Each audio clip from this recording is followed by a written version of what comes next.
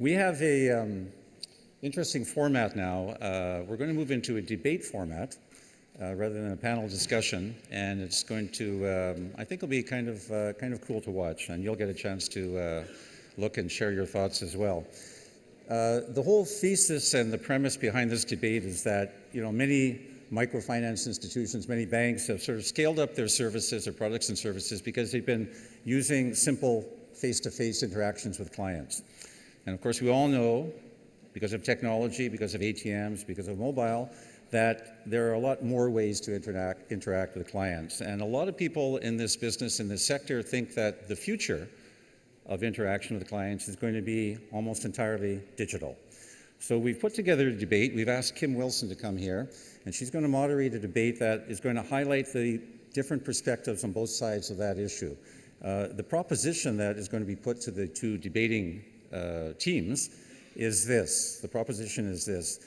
The future of financial services for the poor will rest primarily on highly automated, low-touch models for reaching them. The future of financial services for the poor will rest primarily on highly automated, low-touch models for reaching them. So Kim is going to moderate that debate. Kim Wilson, she is on the faculty of the Fletcher School of Law and Diplomacy at Tufts University. She's a co-author of the book Financial Promise for the Poor, How Groups Build Microsavings. She's a visiting fellow at the Feinstein International Center, as well as a senior fellow and a member of the Council of Emerging Market Enterprises, so a perfect person to help moderate this debate. So Kim and Bob is behind me. Kim and Bob, the stage is yours. Over to you.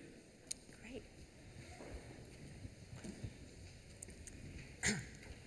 Well, thank you very much. Bob and I decided that to get everybody excited, we would reach into our memories and take a stroll down the lane of deep controversy. Which would be foreign to me, right? Exactly. Bob doesn't know controversy. So let us take us back through the decades and look at just 3 controversies we thought actually are still debatable.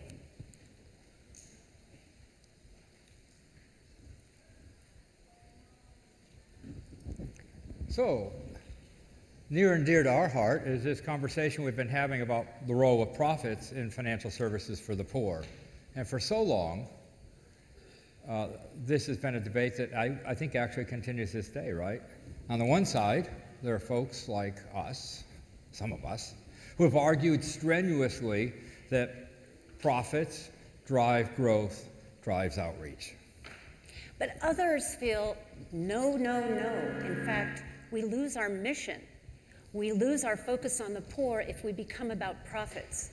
That in fact, profits move us away from what our original intent was, which is to provide essential services for the poor and the very poor. That's right. So that basically, if you're concerned about profits, it drives out the ability to really focus on what's right for poor people, right? And exactly. That's a debate that... And that hasn't gone away. It really hasn't, has it? I mean, no. Again, we have a conversation about profit. And I would say especially true in organizations that try to straddle the double bottom line. Some organizations are clearly commercial, and they don't have to wrestle with this. Right. Others are nonprofit, and they do have to wrestle with it. So that's a debate I think that's still very much in play. That's right. So let's move to another debate that's still heated and filled with controversy. Savings, right? I mean, Dave wouldn't say it's controversial, but, there is a line of thinking that we can solve the savings problem. We can actually build deposit services that work for the poor if we could only get the products right that ride on the right rails, right? Exactly. Savings services is doable, it's viable. That's the key. That's what a lot of us are betting on. That there's a whole lot of detractors out there, and they say, no way. No matter what you do, you'll never get the product right. It's too expensive. It's simply not viable. Consumer education is required. Products that go down easy are required. Lots of marketing is required. And it just isn't going to turn a profit, and therefore, let's not even bother. Yeah, and that's not solved, right? We're not really clear yet how we're going to mobilize $1 a day from somebody in anything other than maybe some of the village savings and loans groups, right? That are doing that in a semi-formal way. Yeah, but you know, some would say those are just not viable. Okay. That here today, gone tomorrow. All right. And others would say, no, those are the engines of economic change and probably the most durable things around. But again, we haven't really finished off that debate. No. It's still rife with lots of controversy out there.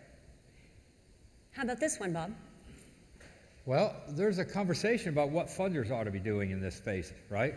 Have we kind of solved the financial access issue? We've built the infrastructure, the institutions, right? If you look at Rudman's sort of conclusion and due diligence, he says, you know, we've done it. We've built this network of institutions. They're providing financial services for the poor.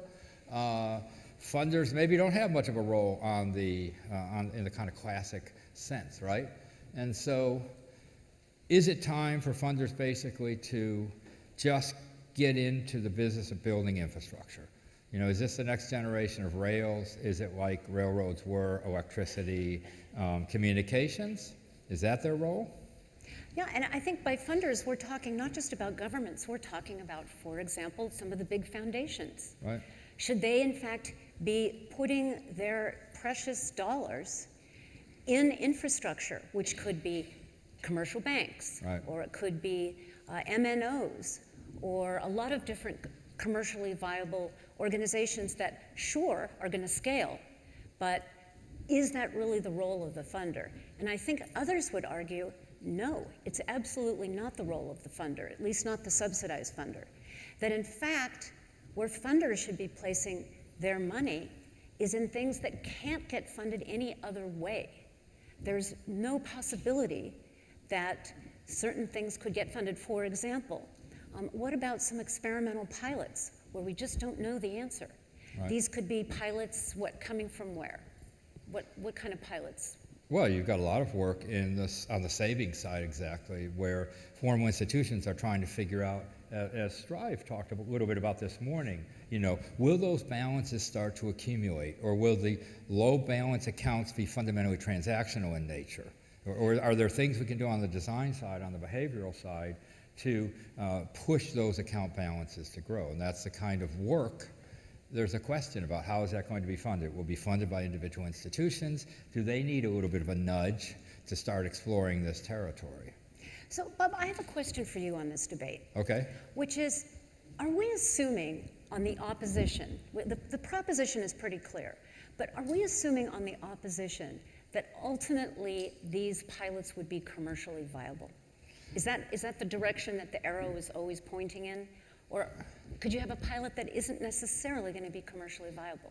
Well, isn't this kind of the interesting debate, right? Like, where does commercial approach end in terms of how poor or well-off people are? Is there sort of a floor to what we'd accomplish through commercial institutions? Is there some combination of commercial, nonprofit to reach certain client segments, maybe commercial reaching on the transactional bit, but the origination of services in the nonprofit? I think there's a real fruitful space to explore on the lower end of commercial with relation to this question. You know, how do you figure that out, and should we? How would you feel, for example, if a pilot proved successful in terms of there was demand? It always had to be subsidized if it were going to scale, but let's say a government stepped in and said, this is going to be a public good. What would you say to that? Well, isn't it really interesting, right? I mean, it seems like we're coming full circle in the debate we started 30 years ago, where we tried to get government out of the provision of any financial services. And now it may well be that there is a role for some sort of conversation in a certain sort of client segment. And anyway, I think it's intriguing. You've been in the role of funder. How did you make those decisions between, let's say, these last two? What were the kind of arguments that came up? You know, sitting around shoulder to shoulder at the staff meeting. How did you make those decisions? Well, it's really interesting when you're sitting on philanthropic funds today, because you have a public-private interest issue around the fact that you might believe that infrastructure in many places and many pieces along the value chain of the delivery of financial services for the poor is going to be connected with the government. And what's your role with that? Because a lot of it's private too. Shall we move on to the final? I need to get away from this question. I think, oh, well, the final one is going to be...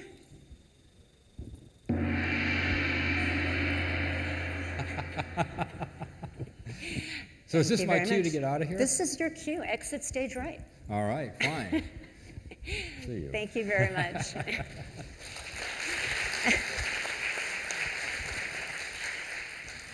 We have assembled an amazing debate team here today, and they're going to be debating this issue. Oops. The future of financial services for the poor will rest primarily in highly automated, low-touch models for reaching clients. So these two members of my team, I'm going to introduce them in a moment, are going to be arguing that yes, in fact, that's true. And they're going to argue vehemently that the opposition, which is going to say, no, it's not true, they're dead wrong, and vice versa. So you're going to see a heated and steamy debate.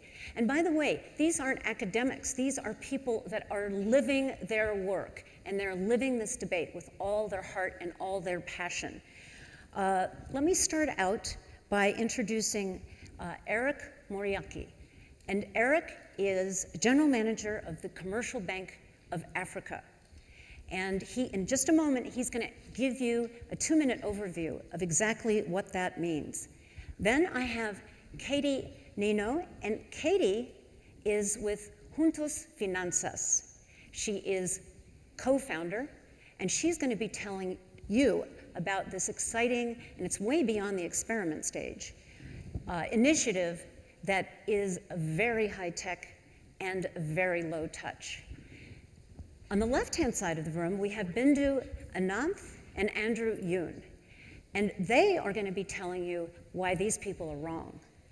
Bindu is president of IFMR Trust, and many of you may know of KGFS, which is an exciting program. She's going to tell you more about that. I don't want to steal your thunder, Bindu. And Andrew is founder of the One Acre Fund. Again, some of you may have heard about that. I think we had a breakout today on the topic, but he's going to review what he does before we move on. So let me just repeat, before they introduce themselves. The proposition says that yes, in fact, sorry, let me go back. The future of financial services for the poor will rest primarily in highly automated, low-touch services. I want to be clear, we're not talking about automation per se, automation in the back room. Of course, there's automation everywhere. In fact, all your programs rely on that. We're talking about customer-facing automation, meaning face-to-face interaction versus using technology to interact directly with the client. So that's what we're going to be arguing, and let's kick us off with 2 minutes from you, Eric, on what your organization does. Thank you. Thank you very much. My name is Eric Muriuki. I work for the Commercial Bank of Africa, which is a mid-sized, or used to be a mid-sized bank in Kenya, and the largest privately owned bank in Kenya. Our pedigree, we have a pedigree of a purely corporate bank, and it's just very recently that we went into retail. That's in 2005, and even when we went into the retail market segment, we specifically focused on the high net worth, and the bank has been fairly successful even in that market segment. But we were faced with an opportunity which we thought that it was very worthwhile to commercialize, which was pretty much given the relationship that we have with Safaricom. We've, since inception, been the M-Pesa settlement bank. And I think a lot has been said about how M-Pesa has been used as a money transfer service, and there was definitely an opportunity for now moving to the next level, moving from mobile money into true mobile banking, so that it's not just mobile banking as a channel, but as a customer experience. So we launched the M-Shori service in 2012, at the very end of 2012. and we've operated the service for 18 months. Mshwari effectively is a mobile-centric savings and loan service. I say mobile-centric because all customer engagements, the full customer experience is fulfilled over the mobile channel. We've been able to attract 7.5 million customers in a period of 18 months. The onboarding, how we onboard a customer, it takes us about 30 seconds. And with that, we're able to get the full KYC of the customer, name, gender, age, and 6 months of your telco profile. On the savings side, we have been able to, of the 7.5 million customers, we today are sitting on deposit balances of about 5.6 billion Kenya shillings. On the lending side, every day we're disbursing 50,000 microloans to individuals. And I have to say, with that, our NPL is performing better than the industry. We have an NPL of about 3% against an industry average of 5.8. Very impressive. It's going to be hard to argue with that. Katie, let's hear from you. Fantastic. Thanks, Eric, for starting us off talking about mobile-centric customer engagement. Juntos makes SMS personal financial management tools that drive engagement and usage of financial services. I'll tell you 3 pieces of the Juntos product. First, the user experience is an entirely SMS-based experience. It's what you might call a low-touch experience. It's entirely mobile. They never have a personal interaction with an individual. But for the individual users, the experience feels warm, it feels personalized to their particular experience. On the back end of the Juntos service, though, we have complex algorithms that are guiding the conversations that our users have. Every response that our system gives to an individual user is automated and based on the complex kind of behavioral economics and algorithms that go into the design of the content of our products. And then the partner-facing side, Juntos doesn't provide financial services. We partner with financial service providers, and our partners come to us with the question of relationships are very expensive to maintain. They cost a lot of money to maintain, but they're very costly to skip out on. How do I scale a low-cost solution for maintaining relationships with my customers in this new digital world? If we're going to reach our customers at greater and greater distances and lower balances, how can I do that in a way that maintains this understanding of our customers? Our partners come to us asking for KPIs like decreasing their dormancy rates, increasing their active client rates, increasing balances, increasing usage, decreasing churn. And our results so far have been astounding. Kim gave us a little bit too much credit of being beyond experimentation. We finished our first international pilot this year. And what we found so far was that the KPIs the customer was looking for was an increase in active client rates and an increase in average balances in the accounts. And after just 6 months in a pilot with 40,000 of their customers, we had a 33% higher active client rate and 50% higher average balances in accounts compared to the control group. Thanks, Kim. Whoa. Impressive. Okay, the opposition. Bindu, let's hear a little bit about your organization. Thank you, Kim. I'm Bindu Ananth. I represent an institution called KGFS. KGFS is a financial intermediary. It acts as a bridge between a household that lives in a small village in India, typically, and a broad range of financial institutions that includes banks, insurance companies, mutual funds, pension funds. And this architecture is designed so that the customer at the last mile is facing a full service financial services environment. So you can walk into a KGFS branch and do the whole range of functionality from opening a savings bank account to opening a pension account to borrowing working capital if you're a shopkeeper. So that's kind of the core architecture. The last mile of the KGFS, just to give you a sense of how servicing works, is a highly trained, locally hired high school graduate. And we deliberately call this person a wealth manager because when this person gets up and goes out into the community, we want her to be actively thinking that her job is about increasing the wealth and the financial well-being of customers that she serves. So the wealth manager uses software that we've built to generate a customized financial plan for each and every single household.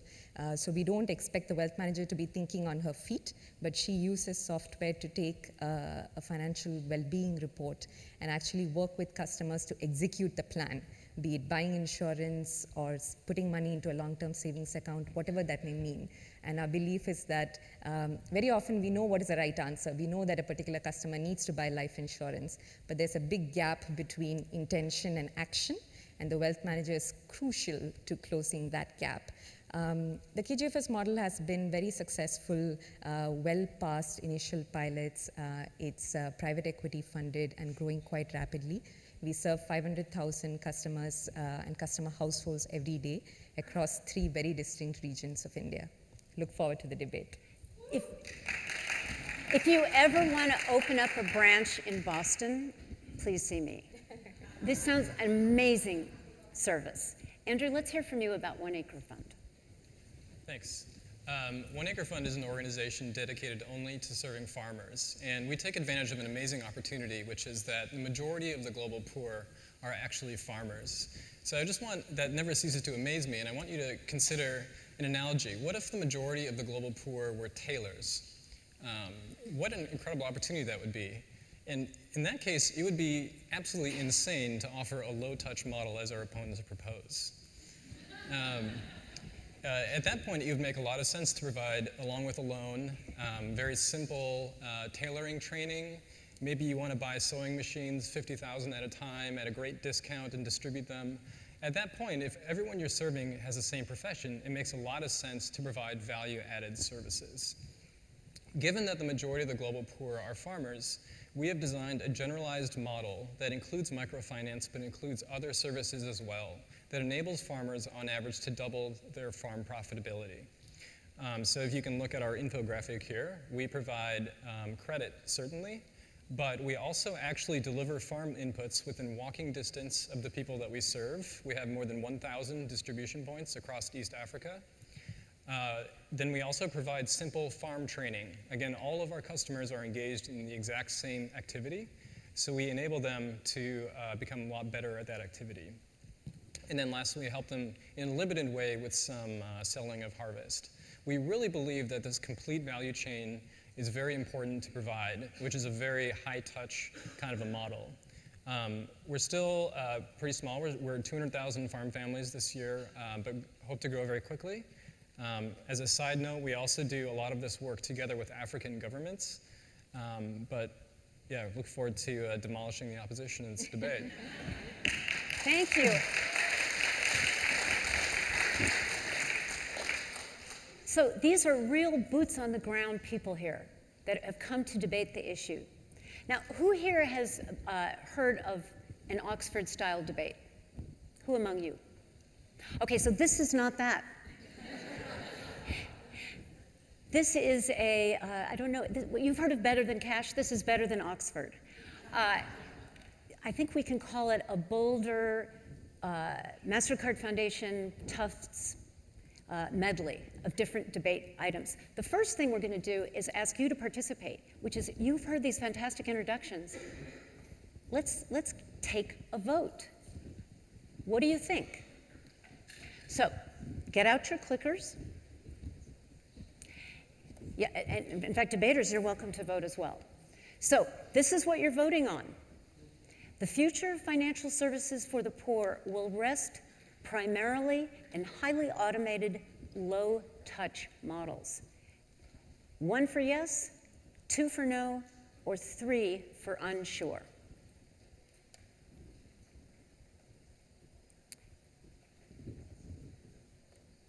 Okay, let's see what that takes us to.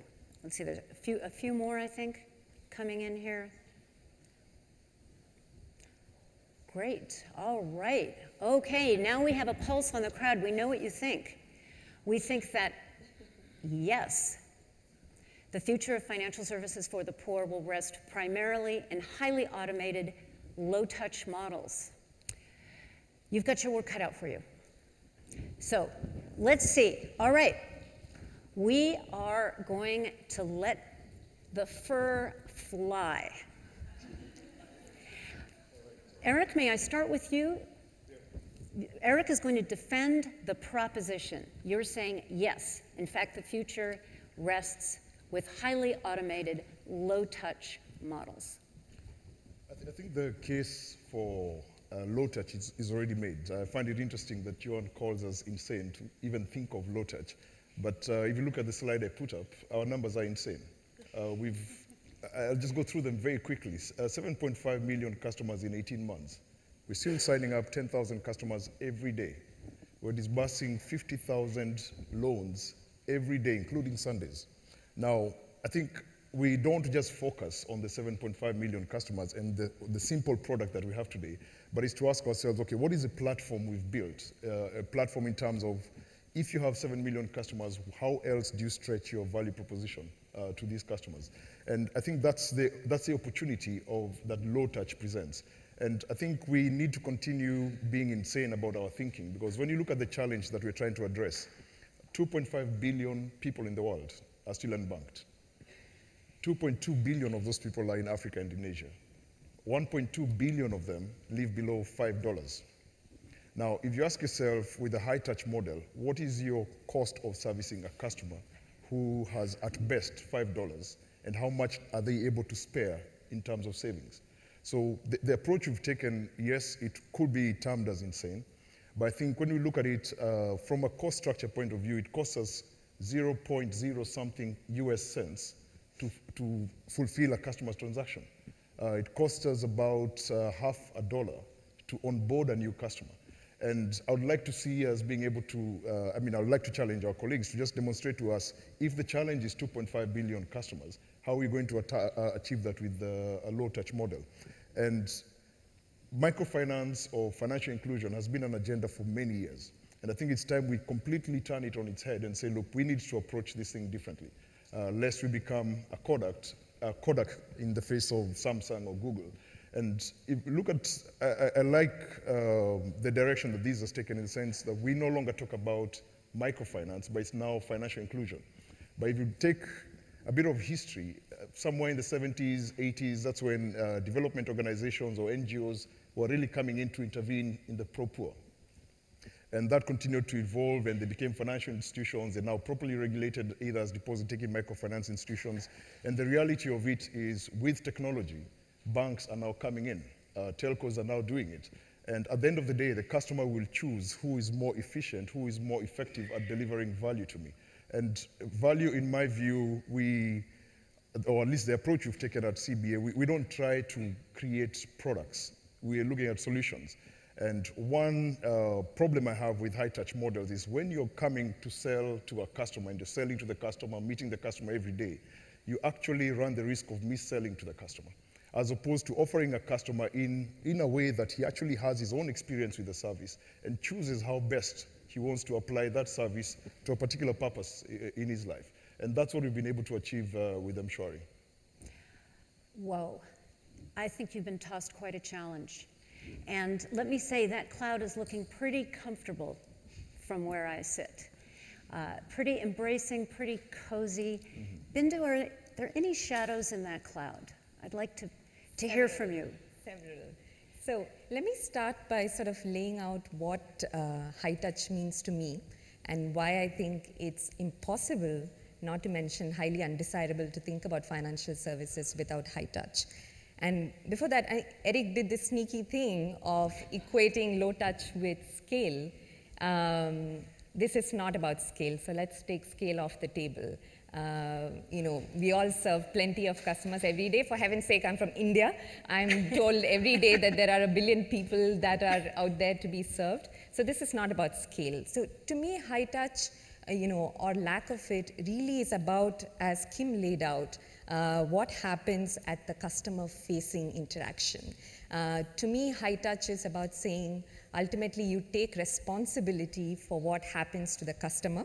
It's being focused on customer outcomes, and not just X number of bank accounts, Y number of remittances, Z number of life insurance. And it's a very fundamental difference between the high touch and the low touch camp, that what is the end game? I think all the high touch people are really coming from the perspective that if this is about customer outcomes, listen, you need more than a mobile phone, okay? Let me give you some more examples. Low touch, to my mind, is selling health insurance, as an example. Using your old-fashioned, let's say, life insurance agent in a village, or even an M-Shwari type service, which is purely mobile.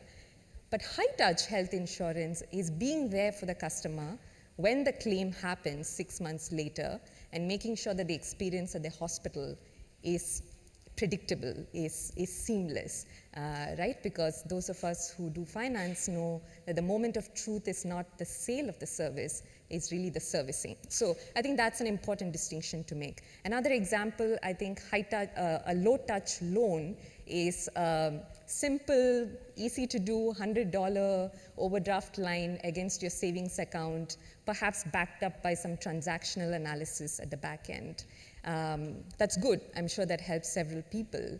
But high touch means that you can sit there as a CEO of the institution, hand on heart, and know that not a single loan of yours is being missold to a single customer, right? That's hard to do if you don't have an assessment type mechanism. And to me, the heart of this sort of debate is really that we are ending up putting payments, credit, insurance, everything in one bucket. And to me, that's a real problem. Payments should absolutely be ubiquitous. It should be customer self-initiated. Don't ever see a human being. That makes complete sense to me. But credit and insurance are a completely different ballgame. Those of you who've been in that business understand that. And the difference is that one is transactions. Payment is a transaction. Credit and insurance is underwriting, is intermediation. Intermediation is fundamentally different than a transaction. It has a transaction leg to it, which is to say that I underwrite you for a loan and eventually the loan needs to get disbursed, maybe through a M-Pesa agent, but who underwrites? And I think that's a very important distinction. And as long as underwriting exists, high touch exists.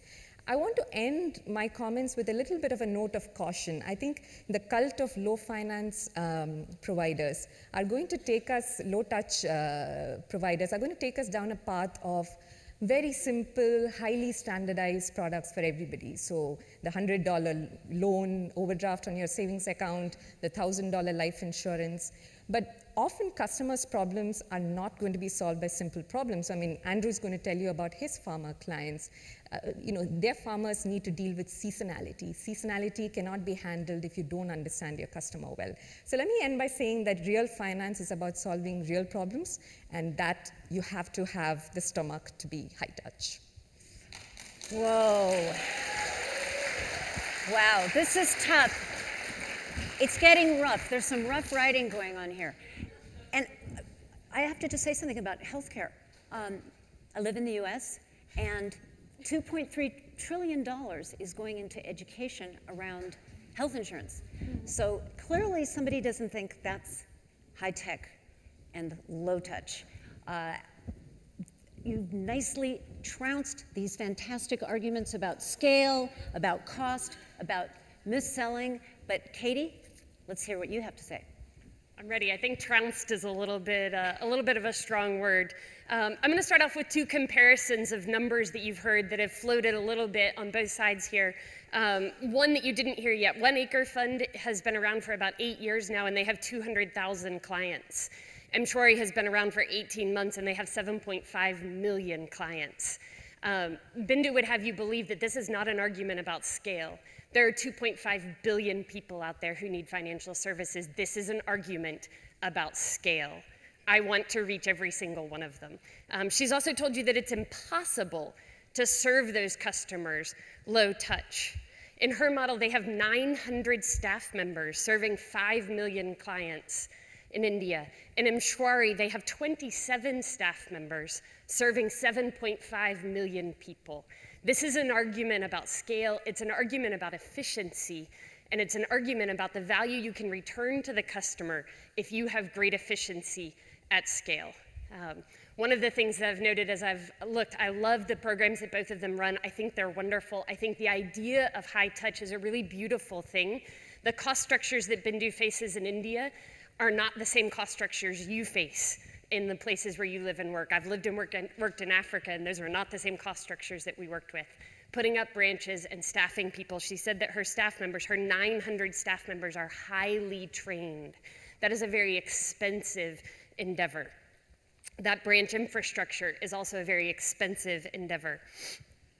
So from my perspective, from the Juntos perspective, as we look at this issue, we say that financial inclusion for a long time focused on access to financial services. Because of some innovations in banking, we now have mobile services, we have branchless banking, we have agent banking. All of these things are allowing for access to financial services to millions and billions of people around the world who previously had no access. The challenge that that's presenting, which is what brings this debate here today, is that those advances and innovations in banking have created this distance between the customer and the provider. And that distance means that the financial services are in danger, as Bindu just mentioned, of being commoditized. Everyone's offering the same services. Everyone's offering a simple service to every single one of their customers. And so the challenge to the low-touch model is how do you leverage technology, not to replace relationships, but how do you leverage technology to scale relationships? How do you leverage the innovations in technology, the machine learning, the artificial intelligence that allow you to have true and deep relationships so that you know your customers at scale? Bindu and Andrew would have you believe that in a low-touch model, at scale, where technology drives the relationship between you and the customer, where you never have any contact but SMS with your customer, that you can't truly care for each individual customer. But I'll tell you that the customers of Juntos, who we communicate with only via SMS on a daily basis through an automated system, tell us things about their lives, like that they're saving enough money so that they can provide a kidney transplant for their children. So they're saving for a pregnancy that they have. They're allowing us to walk into their lives. They're telling us things like, because of Juntos in my life, I no longer feel alone in my financial services. That's with a low-touch model, highly scalable, low-cost efficiency. We're returning that value to our customers. Thank you. Whoa. So the idea of scale is not to be dismissed so easily. That's what I'm taking away here. And that's some very powerful arguments in the favor of scale. But Andrew, I think you have the penultimate word, and actually the ultimate before we get to the penultimate. Let's hear from you. Thank you. I would argue that the goal here is scale with impact, and I agree completely. There's more than 1 billion people that we need to reach. We need to start thinking of our models in terms of hopefully one day reaching tens of millions or hundreds of millions of people, and not just hundreds of thousands. So I could not agree more with the scale proposition. But very critically, it's also about scale with impact. And I think in certain contexts, I agree low touch is actually preferable. For example, in Kenya, which is far and away the dominant venue where mobile money has taken way, there's a lot of built infrastructure, and I agree completely, for generating savings, which are proven impactful for the poor. Absolutely, we should shoot for low-touch models. But for the majority of the world's poor people, farmers, certainly I don't think that low-touch is any significant future for impact in the near future. So just to illustrate that point, I'd ask you to close your eyes actually and pretend for just 2.5 minutes that you are a smallholder farmer. So please close your eyes. And you're a mother with 5 children. I'm sure you've visited many families like this before. And your remaining food for the year is in the corner. It's lying in a couple of sacks, and you need some of that for your seed. And your only tool at hand is a metal hand hoe sitting in the corner. One of your kids is sick. You have a very chaotic life. And you do have a mobile phone, and ding, you just got a loan on that phone.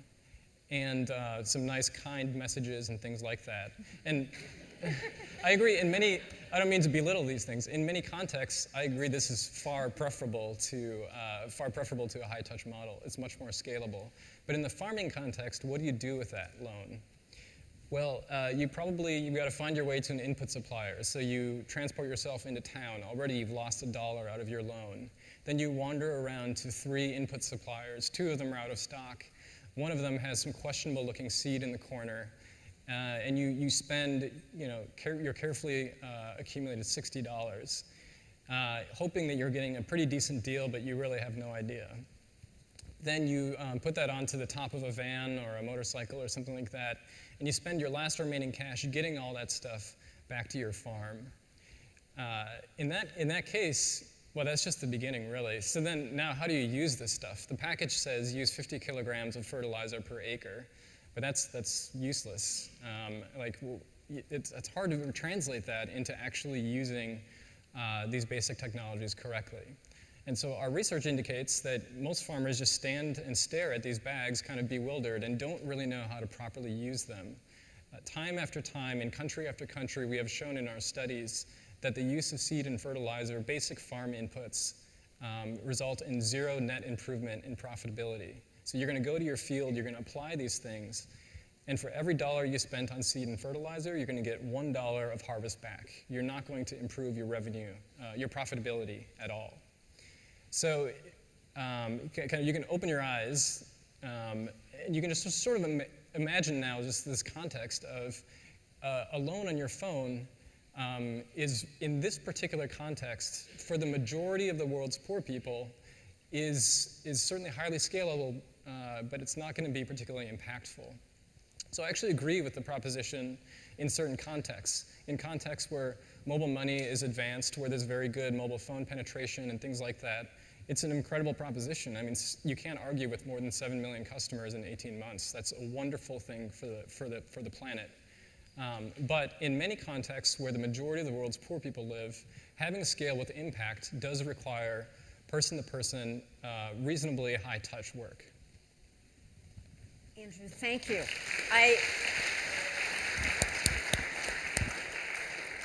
I hear human. Human beings are important. And what you're talking about, my sense is it's beyond just financial services that you're offering the touch. It goes way beyond that. All right, what we're going to do now is we're going to let these teams confer with each other for about 20 seconds. We're switching it up a little bit. And what we'll do right after is I'm actually going to ask the opposition to give a quick summary, right, to change it around a little. And the proposition will give their final summary. I think we've heard two very evenly matched teams. They've been able to talk about the numbers. They've been able to give you those personal stories that allows for some color so you really get a sense. And I think what we're hearing is some context issues. And you be thinking yourself how you're going to vote right after this, because you're going to get one more chance, actually 3 more chances, to weigh in as an audience. All right, may I turn it over to you two? What are your takeaways that you want this audience to know about your points of view? So we're going to tag team this one. So we just want to reiterate again that we think the goal is scale with impact. And we believe that our high-touch, highly impactful models are actually very scalable. Think of what human society is able to achieve. If you fly, think about all those airports, all those airplanes. Like, there's an extraordinary amount of investment out there.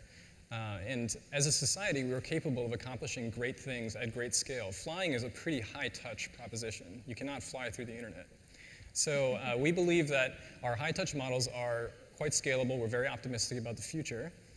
And I just want to reiterate that please do not think about financial services and financial inclusion as only payments. It's a great, important problem to solve, but there's an equally big problem around credit and insurance, and it's definitional. If you accept that financial services is about more than payments, you're with us that the future is high touch. Case closed. Case closed. Very, very convincing summary. Thank you. Opposition, your remarks are very appreciated. I'm going to turn it over now to the proposition, and they will give their final summary. Thanks. I've definitely enjoyed the debate. I think some very specific things I want to go back to is we are meeting here in beautiful Turin to address a real problem. We don't want to keep meeting here and we still have 2.5 billion people unbanked. We have to address that. We have to grab that by the horns. And I think we need to understand each other. First, Mshwari has nothing to do with payments.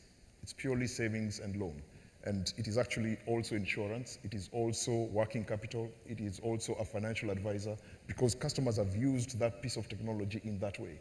And I think what we have done is to use technology to mimic real-world experiences and remove the inefficiencies in service delivery. To give you a very specific case, savings groups are things that we are all very familiar with. And using savings group, for example, we're actually trying to put technology into those savings groups without obliterating the savings groups. People will still need to meet for other social reasons, but technology is what removes the bank out of that savings group operation. And just to close, I think we need to recognize the factors of production as far as delivery of financial services have shifted. And we better change. To close, I think it was Bill Gates who said banking is necessary, but banks are not. And really what it means is your bank manager doesn't need to come to you, but you need to do banking. We hear you, and you can hear the sound of the gong. And that actually concludes the back and forth. It's now up to you. So you can see this, right? This is what we're going to be deciding on in the next 3 slides. So get out your clickers, and you'll have 3 different chances to vote. The first decision you have to make is, after hearing this debate, the future of financial services for the poor will rest primarily in highly automated, low-touch models.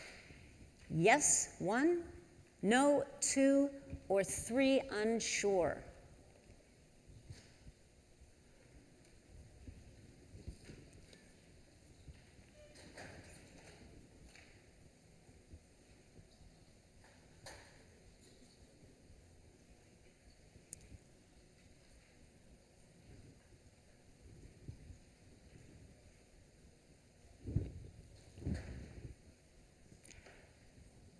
Okay, let's see what you said.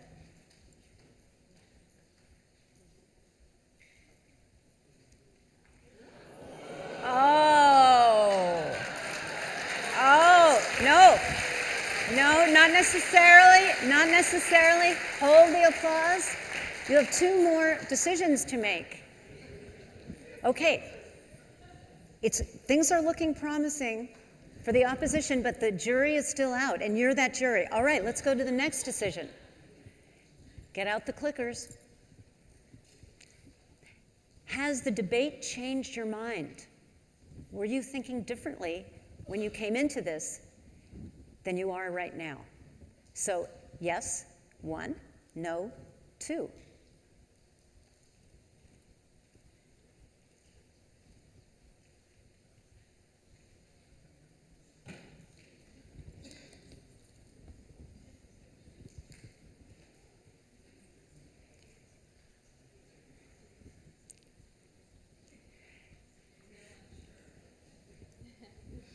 No, you've got to know your own mind. We're asking you that much. A few more seconds here. We'll gather everybody's opinion. Anybody on the fence? Be sure to vote. Did you change your mind? Yes or no? Oh, okay. Yes, no, but we still don't know the answer, right? We're just taking a read off of the audience. Now here's the decision you have to make, and this is the one that's going to point to the winner. All right, the last vote. Let's have it. Which team had the best arguments? 1 for high touch, 2 for low touch. There's no one sure. You got to know your mind.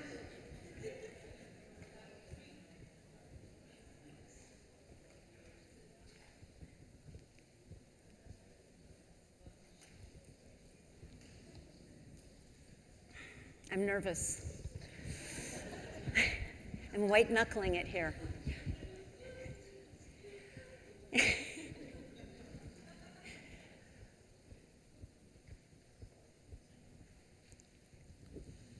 They're creeping in.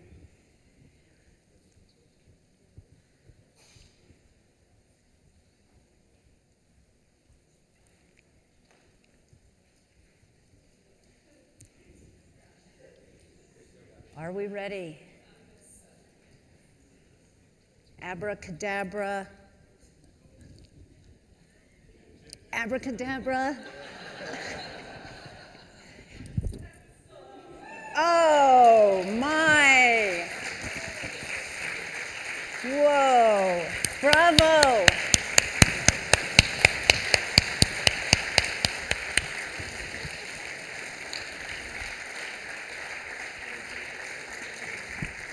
May I present to you?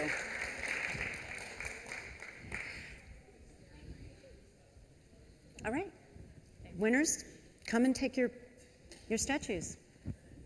They won. Yeah. They won. Thank you. Thank you.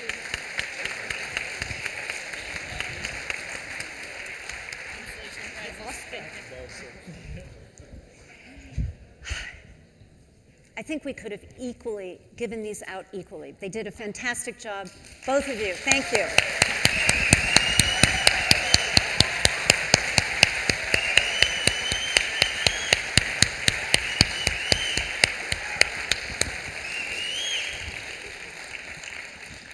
Okay, that concludes our debate. Thank you very much. Thanks for being such a great audience. Oh, sorry, that concludes the debate, but it doesn't conclude the session. We're now going to turn it over to you, and we're going to do some lightning round questions. Comments. What I'd like to do is get a show of hands for anybody. Just raise your hand if you were for the proposition, meaning yes, it's going in the high-tech direction. All right, so forgive me, I think, Jan, I see your hand up. Just maybe state your opinion and why. I was very convinced by this debate because I think that what I was hearing is that low touch is not inconsistent with high engagement. And that is what made me think, and besides that compelling number that we have to reach, that we're being a little too precious about it. Actually, we need both, and one does not exclude the other, but we've got to reach out of our boxes, and we've got to go for and try the larger touch. Great, thanks. Thanks very much. Somebody else for the proposition. Yes, high tech, low touch. Stephen.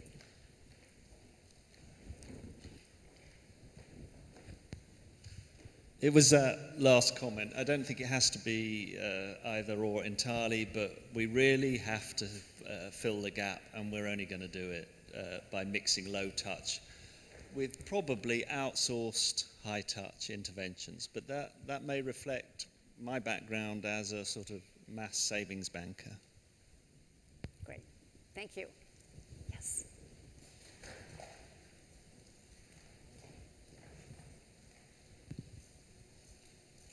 I think the low touch is necessary to get to the scale that we need, but this is all presuming that we don't have the capacity to segment customers into those that need high touch and those that need low touch. And every high touch institution could offer lower touch services if it knew how to identify the people who would be satisfied with those services and be successful with them, and then you can reduce your costs overall.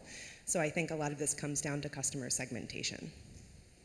Thank you very much. Let's hear from the other side. Let's hear from, no, it actually really is about high touch, low tech. Let's get a couple of points of view here. Yeah, Barbara.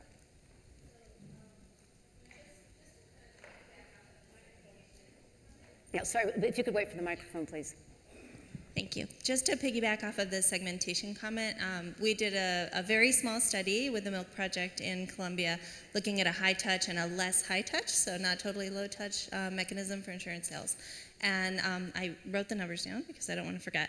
But we did find that on the low touch, only 46% of the clients who were taking up were women versus 75% on the high touch.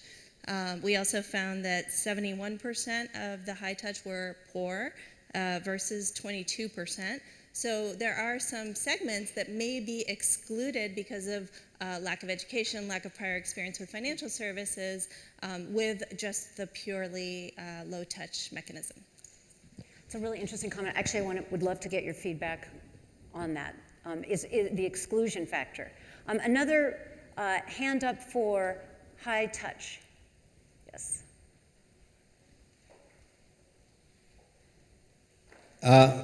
I always thought it is high touch that is required, but I thought the argument was that high touch is too expensive. So I would like to propose a Robin Hood model where you take from one side and give it to the other side. Think of how Coke sells regardless of the expense of transportation at the place where it manufactures the bottles versus when it sells on top of the Alps or Himalayas at the same cost. So you could do that, probably. Thanks. Great. One more? Yes. Let's see, in the front here.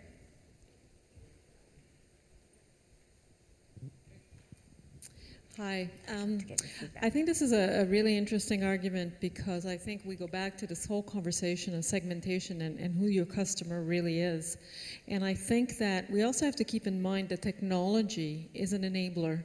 So when we look at high tech, we have to remember that it does not replace that personal relationship, but it facilitates it. And remember that some people, like myself, for example, if the technology isn't there, if the standards aren't there so that the products are accessible, you still require to bridge it with iTouch solutions for people. Great. Thank you very much. Well, I'd love to actually hear both teams respond to some of these comments.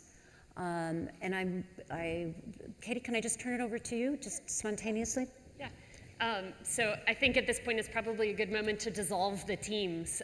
Yes. You know, in the initial call when I was invited to participate in the debate, I kept coming back to Bob and Maribel saying, but we're high touch and high tech. It's scale and high touch. I think it's a both and. And despite the hard lines we drew for the debate, I think we all agree that there's a place for both. And I think segmentation is one of the strongest words for that there is a massive population who could benefit from a low-tech, low-touch delivery of services. But from my background, I would also say that there are ways that are yet largely unexplored to use technology to scale high touch at a low cost. That there are ways to use technology to drive deep and personal relationships, that some of the things that we used to believe you have to send somebody out into the field to walk hand in hand with somebody to teach them how to do these things. There are ways to use technology to make that much cheaper, much faster, and far more scalable. And I think we really need to push the envelope there. And I think the story you gave about people, or stories it sounds like, about people saying their life has changed with Juntos Finanzas in it. Right. Is extremely powerful, and I would not have guessed that. That was a surprise. Yeah. Eric, would you like to make a comment? I think for me, it's just to rephrase that what we're debating about here is not where we are today, but the future of financial services for the poor. And the poor can be described in many different ways. And I think if you were to profile the people who are unbanked today, the majority of them are young. In the parts of the world where these people live, their demographic profile is heavily concentrated between ages 15 and 22. So I'm bringing these points out because the challenge with low touch, high tech is education, to lower that barrier, let me experiment. And the profile we're talking about for the future is very comfortable with the mobile phone. Mobile phone penetration in most of these markets is at 80%. And if you measure it between ages 15 and 22, it's way more than 80%. So if we're here debating about the future, I think my view is we definitely have to recognize that the shift has happened. And low touch is a way to go. I think the lady who made the first comment and said, look, low touch doesn't necessarily mean low engagement. She has shown the case. We have the experience that we can achieve high engagement by just being a bit more creative and by asking ourselves, okay, technology is here, what do we do with it? What has it changed about how people interact with their bank? And that is the reality. The future of financial services is going to be low touch. An interesting debate will be done by who? And if you think for a moment, if banking wasn't regulated, because of regulation, then we are protected as the people who are already providing financial services. But if there's no regulation, if anyone could offer financial services, probably Google would be the biggest bank. And that's just the reality. And one quick comment on that too. Eric has said we're talking about the future, and the young people who will be the future of using financial services are very comfortable with technology. In Juntos' experience as well, though, our initial customers are not necessarily comfortable with technology.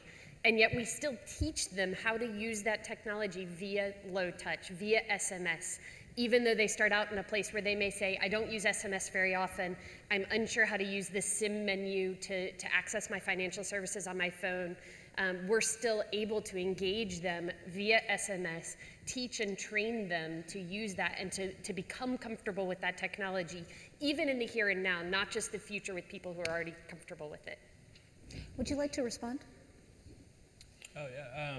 Well, I think just like I sort of feel like we're both right, and both models have a place. There was a great comment about segmentation and context, and in general, personally, I believe that given the right context, that low touch is far preferable. Like Mshwari, I think, will stand as one of the great achievements of our decade. Its impact at incredible scale. But that said, there are many contexts, I think, where high touch will have a very important role of providing some of that supporting infrastructure that makes economic activity possible. And I really do, again, feel optimistic that as a society, we're capable of building very large institutions and, if you will, like a whole industry, like we're all doing, that's capable of having extraordinary reach and reaching billions of people. So I thought that comment about segmentation and context was very good, and I think all of us have a role to play in different contexts. Bindu, do you see a point in the future where you will be including more technology in your program? And if so, what would that look like in terms of the face-to-face interactions with customers? So, I want to say once again that it's not about technology. We probably use more technology in our branches than Citibank uses in Bombay. Every customer is biometrically authenticated. There's not a shred of paper in the branch. All transactions are real through straight time. So the wealth manager is not spending time chasing paper. The wealth manager is not spending time kind of doing the routine stuff that doesn't add value. What does the wealth manager spend time on? The wealth manager spends time persuading a single earning member of the family who has lots of dependents in the family who really should be buying insurance. She knows it, we know it, we have to close the loop. We use SMSs for reminders for payments. If somebody's insurance is up for renewal, we don't send somebody out, we send an SMS. So I think the debate needs to be framed differently. It's not about technology. I mean, technology is changing the way all of us do finance. That's fundamental. But it's about saying, vis-a-vis your customer interaction, what are you going to take responsibility for?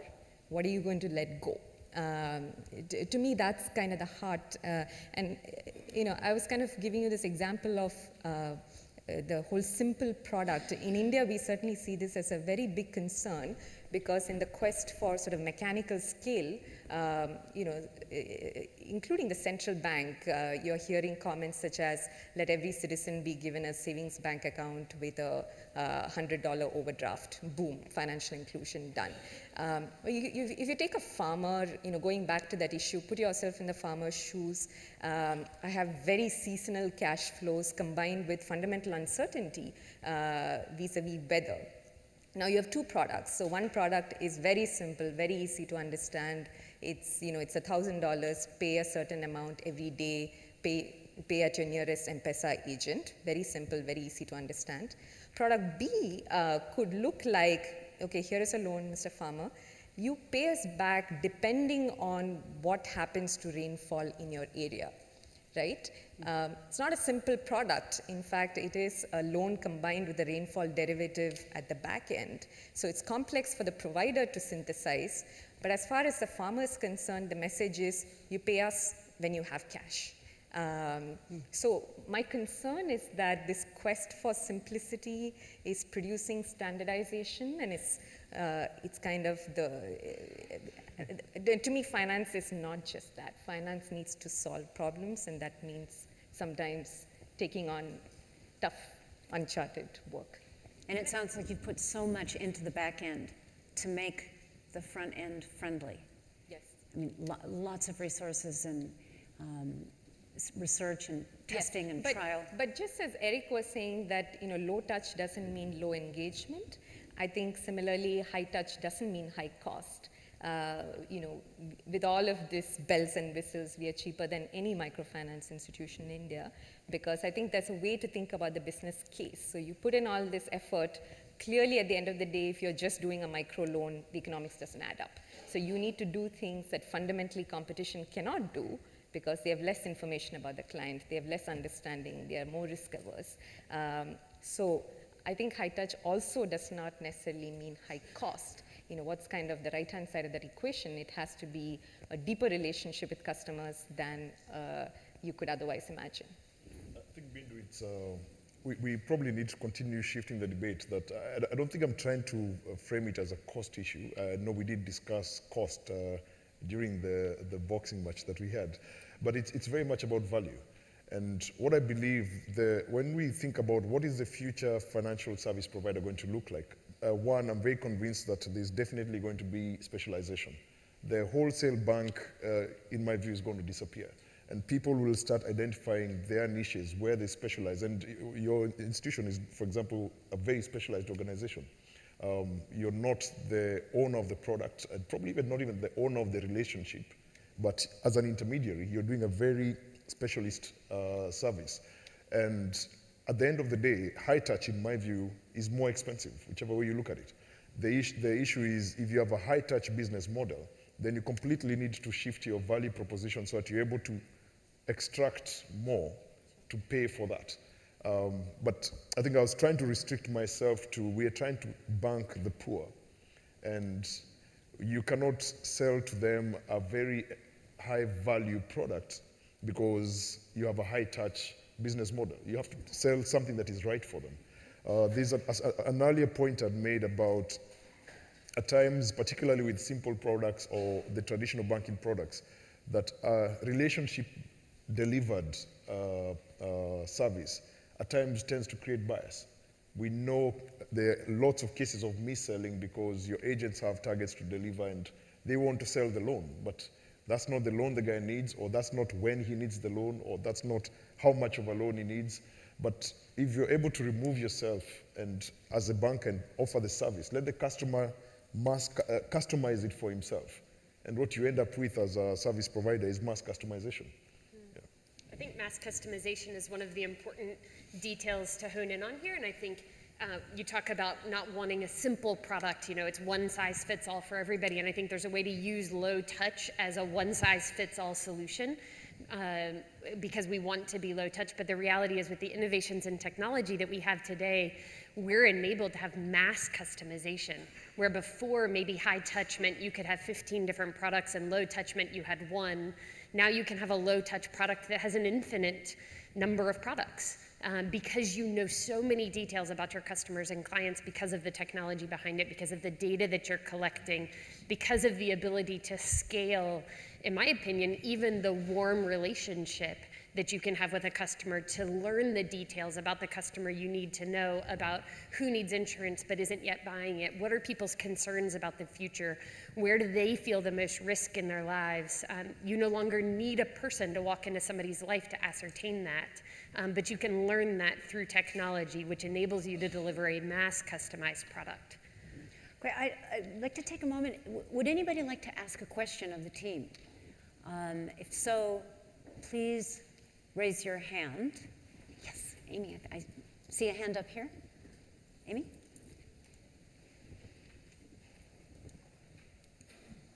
Well, no one really talked about cost. So how much do their services cost your clients effectively?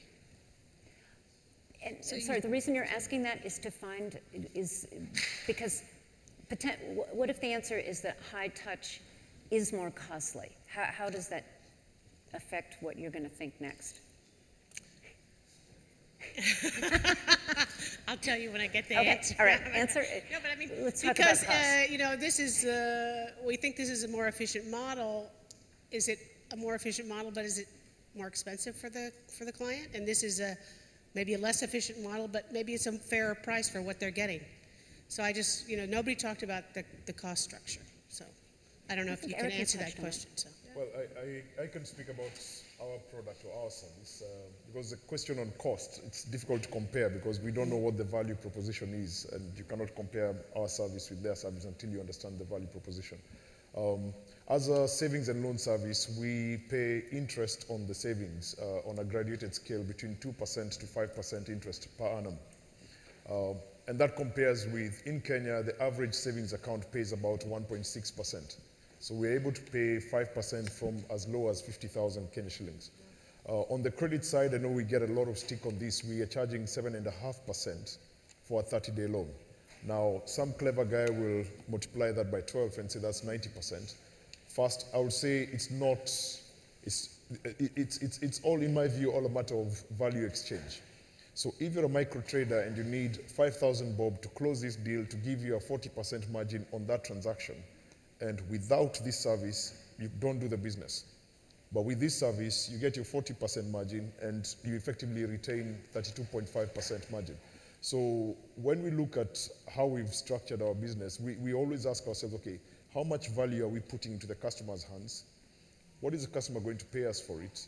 And what do we retain by way of margin? And we have been encouraged enough with M-Shwari to go beyond Kenya. We've now gone into our second country, that's Tanzania, and we're continuing to grow because it's a business model that we think has a buyer out there.